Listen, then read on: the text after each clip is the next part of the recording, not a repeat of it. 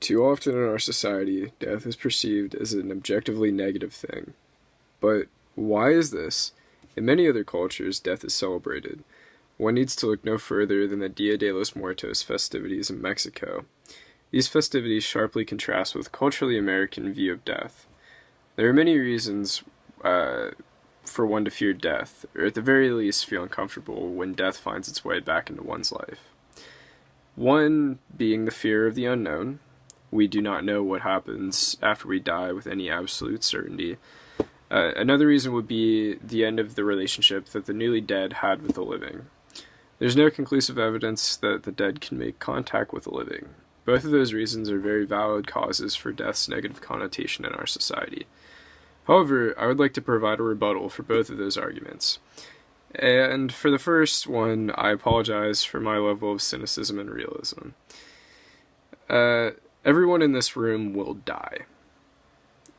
This is one of the very few objective truths that occur in our reality. However, faced with this inevitability, we must carry on. We must live our lives to the fullest and strive to accomplish what we want to in our lives.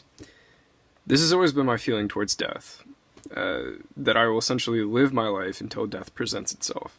In other words, there's no use being preoccupied with death to the point of missing out on life. As for the second argument concerning the termination of relationships between the dead and the alive, these relationships do not end, they just change dynamics. The dead continue to inspire and comfort the alive. For example, even though Newt Rockne is no longer alive, his win one for the Gipper speech has remained a staple in my pre-exam week pump-up session since freshman year. And I am sure that many, if not all of us, can speak of one relative or another who continues to inspire us, even though they're no longer alive. And if at all possible, I would like to share one such story. It involves my recently deceased grandmother, Alberta. She lived to be 102, and my extended family and I all packed in our cars and made the roughly 8-hour drive to a small town called Oregon, Illinois. When we arrived to her apartment, where she lived with no one else, no hired aides or anything of the kind, we found a woman whose face, while familiar, was also skeletal.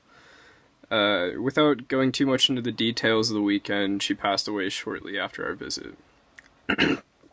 I was inspired by her strength and willpower. She would not let herself die until we got there and visited her one last time. I learned that sometimes death is a blessing. She was obviously in pain, and the end of her pain was death. At least my family can take some level of comfort knowing that she is no longer suffering. So in her case, death was a good thing. It is my intention and hope that after hearing these abbreviated arguments on the topic of the false connotation that death receives, that those who listen will be able to intelligently think about themselves or this by themselves on this topic. Thank you.